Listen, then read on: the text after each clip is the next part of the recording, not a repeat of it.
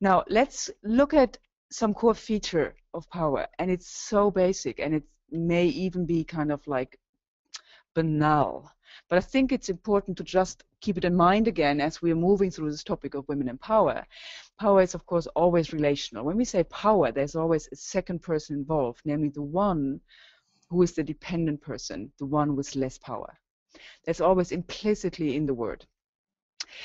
Power is to have control over resources that somebody else wants, information, money, positive evaluation, any kind of resources that somebody else wants. And it's the ability to reward and to punish. So that's pretty straight, pretty cool also. But any thoughts around women and power, society, women and power, anything, we can't just look at ourselves as one individual and say you should be more powerful, or you should do this, or you should do that. We always need to take into account two people and how they are dancing together.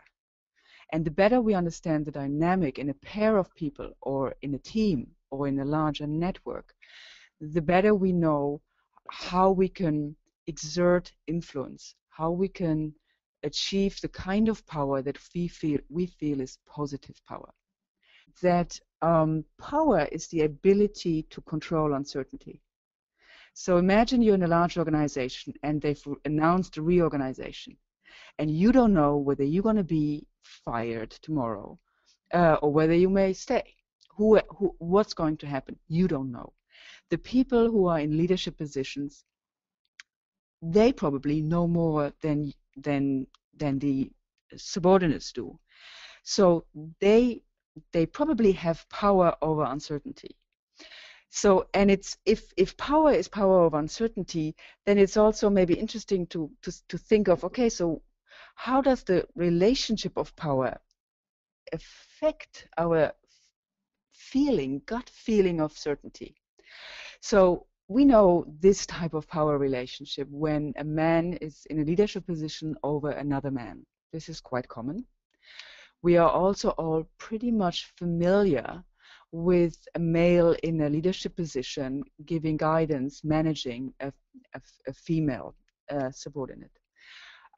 So these are power relationships which are familiar, which means they don't make us uncertain necessarily. They don't increase the uncertainty that's already there.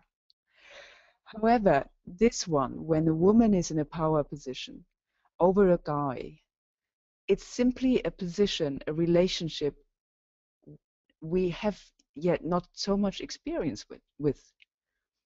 We're just less familiar with it. And so the very fact that there's this kind of relationship, it may create extra uncertainty that the woman who is in this power position needs to be in control of.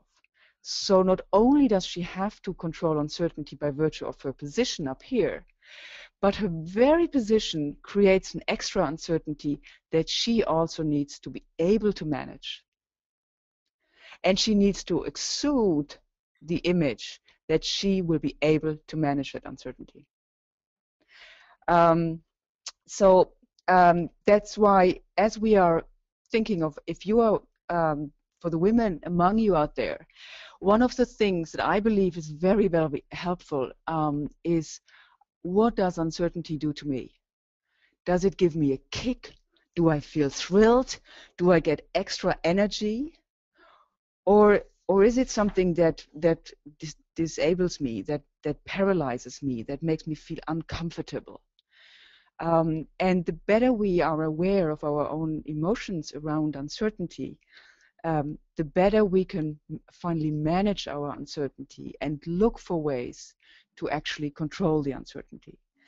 Because I believe that that's important for us to signal to everybody that we are in charge. Another important thing is also, do we support each other? Do we help each other to shine, to come across as competent? I once stumbled into helping a female colleague by asking a question that it turned out she was perfectly able to answer. Now, I must admit it was not an intentional support I gave, but I realized at that very moment, I can help other women to show how much they know, how competent they are, by asking questions that they are able to answer. And that is also a way of influencing, not necessarily just our own position, but somebody else's position. And if we help somebody else, we can get into a contract where that other person also helps us, which is already one of an important, powerful influencing strategy.